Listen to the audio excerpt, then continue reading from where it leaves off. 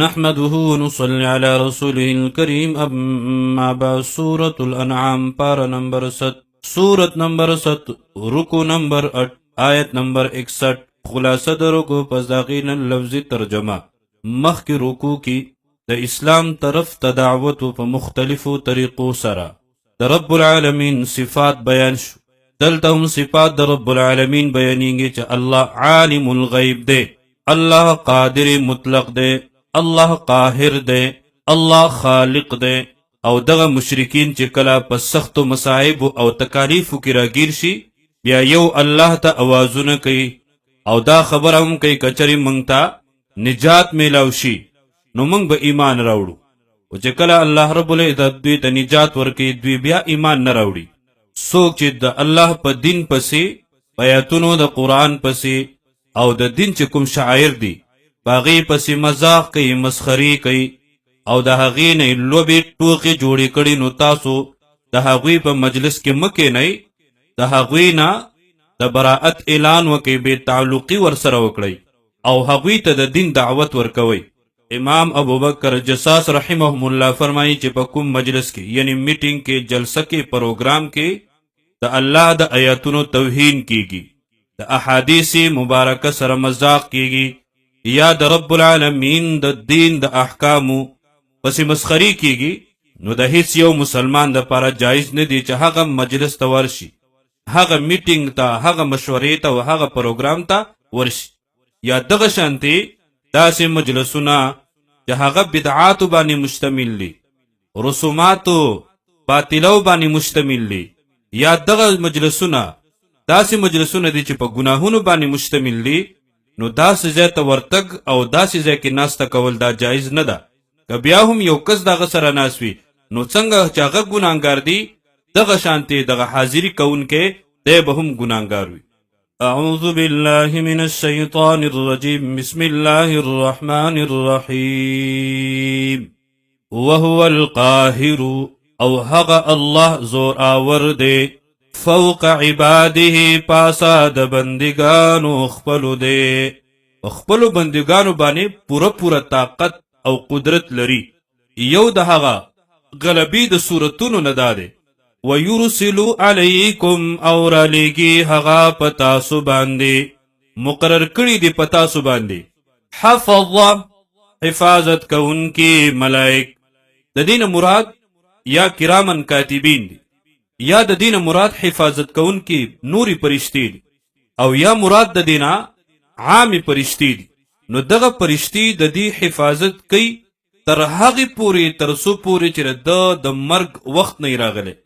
کله چر د مرگ وقت راشی د دغه پرشتو ډیوټي ختم شي نوری پرشتی راشی د نه د روح د قبض کولو د پاره حتی تر دی اذا جاء کله چې راشي احدکم الموت یو کستا یو تنتا پتاسو کې مرگ، نخی د مرگ، علامات د مرگ، نو دغه پرشتو ډیوټي ختم شي. توفته نو سا اخلی د هغینا رسولنا را لېږلې شوي پرشتي زمونږه. دین مراد نوري پرشتي دي، د رسولنا مراد یا ملک الموت دی او دا جمع صیغه د پاره د تعظیم راغلی ده، او یا د دین مراد ملک الموت دی او د هغه سره چې کومې نوري پرشتي دي هغه هم مراد. وهم او هغوی لا یفرطون کوتاهي نه کوي په حکم د الله کې، نه د نیټې نه مخکې راځي او نه چې کومه نیټه د الله د طرف نه مقرر شوې ده د دوی ډیوټي لګولی شوې ده نه ورته دوی په هغې کې کوم مهلت ورکوي.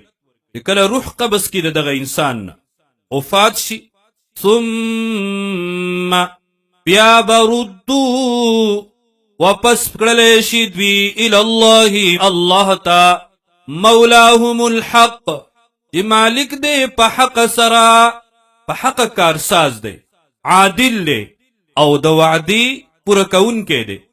الا خبردار له الحکم یوازی د هغه د پاره اختیار دی، حکم دی، صرف د الله فیصله دا نافذه ده په هر شیز کی.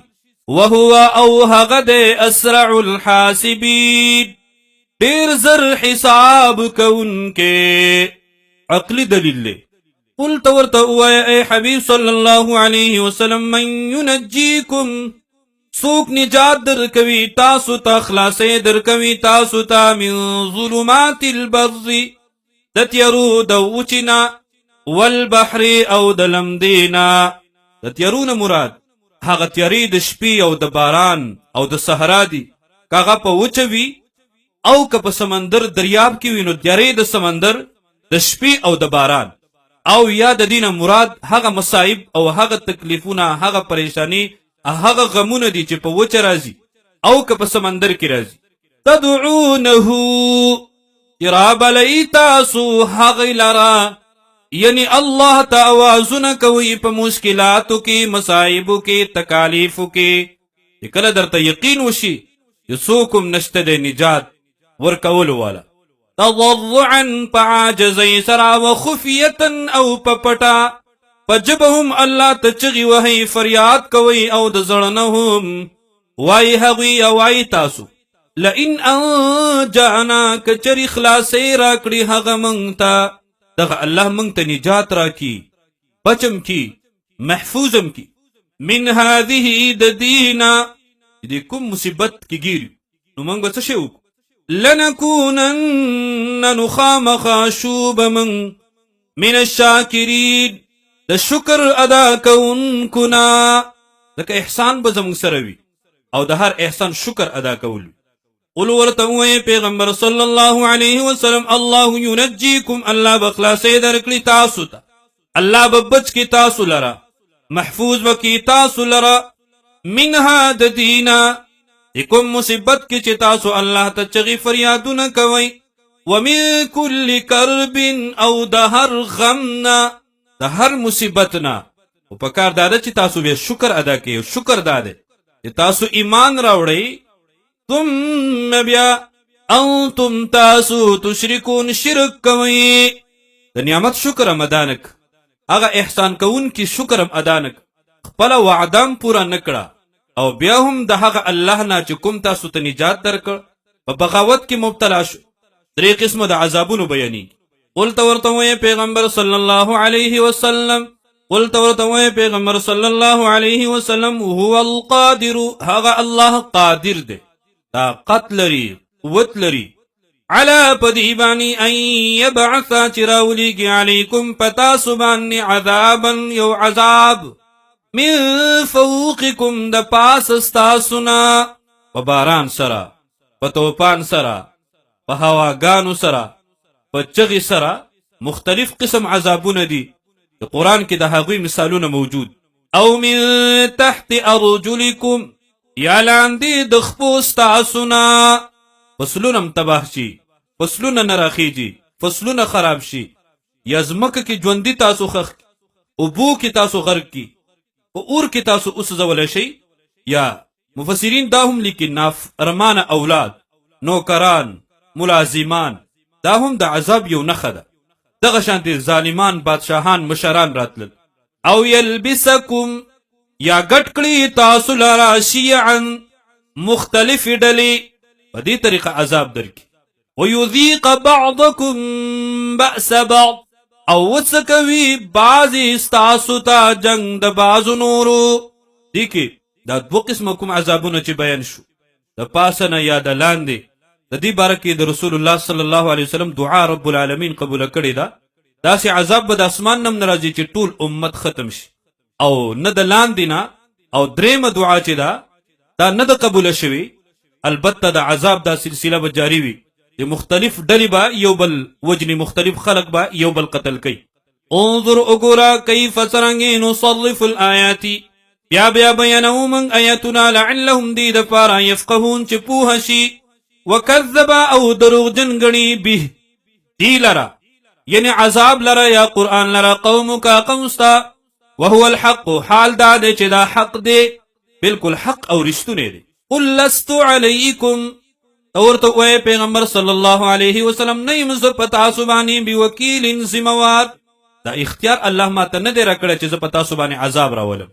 لکل نبئ د پاره د هر یو خبر مستقر یو وخت مقرر وسوف تعلمون او ډیر زره دا چې پوهه بشئ تاسو.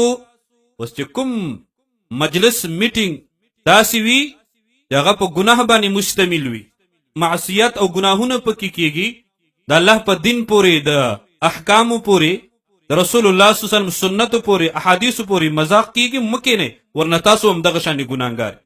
واذا رايت الذين هم کله چې ویني ته هغه کسان یخوضون چې باطل بحثونه کوي، نکته چینی کوي، تنقید کوي، فی آیاتنا پیاتونو زمن کی استهزاء کوي، مسخری کوي، تکذیب کوي، بیا حکم ستاسو د پاره داده فاعرض عنهم نو مخ واړوه ته د دوینا، مکې نه ورسره لا تعلقی اختیار کا حتی تر دې یخوضو چې ور داخل شي دوی فی حدیث غیره پس خبر نورو کې او بل ځکه راځي که کینی هم دغه شان ګناهګار به.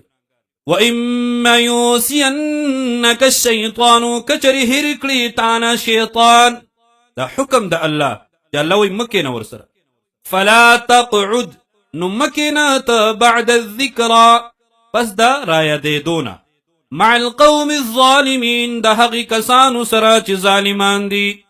وما علی الذین او نشته دی په هغې کسانو باندې یتقون چې ځان بچ ساتي د شرکت کولو د هغې نه من حسابهم من شیء د حساب د دوی نه څه شی، ولکن ذکرى لیکن صرف نصیحت کول، دستور العمل بیان شو، دعوت به ورکې، تبلیغ به ورته کې، خپل مشن به جاری ساتي، که څوک منی نه منی لیکن تب خپل مشن پرېږدي نه. لعلهم دې دپاره چې دوی یتقون پرهیزګاره شي، پرېږده هغه خلق بې تعلقه شه د هغه خلقو سره چې چا د دین د احکامو نه، د دین د شعائرو نه مشغله او ټوخې جوړې کړي. وذر الذین او پرېږده هغه کسان اتخذوا چې جوړ کړی دی دینهم دین خپل لره لعبا لوبي ولهوا او ټوخې مشغله، وغرتهم الحیات الدنیا او دوکه کړي دی هغوی لره ژوند د دنیا. وذکر نصیحت کوه هغوی ته به فدی قرآن سره خپل مشن به جاري ساتي. ان تبسل د دې لپاره چې هلاک نشي نفس یو تن یو کس بما کسبت په سبب د هغه عمل چې کړی دی د لیس لها نبوي د لپاره من دون الله سوا د الله نه ولی څوک دوست او ملګری چې د الله د عذاب نه بچ کی، ولا شفیع او نه څوک سفارش کوونکی چې بغیر د اجازت د الله نه د لپاره سفارش وکي. وان تعدل او کچری جرمانه ورکړي کل عدل هر قسم جرمانه لا یؤخذ منها وابنا خستلی شي د هغه نه، نه به ملګری بچ کولی شي، نه به د چا سفارش او نه فدیه. اولئک الذین دا هم هغه کسان دي ابسلوا هلاک کړی شوي دي بما کسبو په سبب د هغه عملونو چې کول بدوي، واستخویب دی د دوی دپاره. لهم دوی لرا شراب سکلی اوبدي من حمیم د ګرمو اوبونا خټ کولی شوي اوبونا، او په دې باندې به صرف اکتفا هم نه، وعذاب علیم او عذاب دی دردناک بما کانوا یکفرون په سبب د دې چې دوی کفر کولو. الله په چا باندې ظلم نه کوي، ول دوی دا اعمال داسې وو، د دوی د عقاید او نظریات داسې وو، دوی په خپله د خپل ځان لپاره جهنم او د جهنم عذابونه مقرر کړي.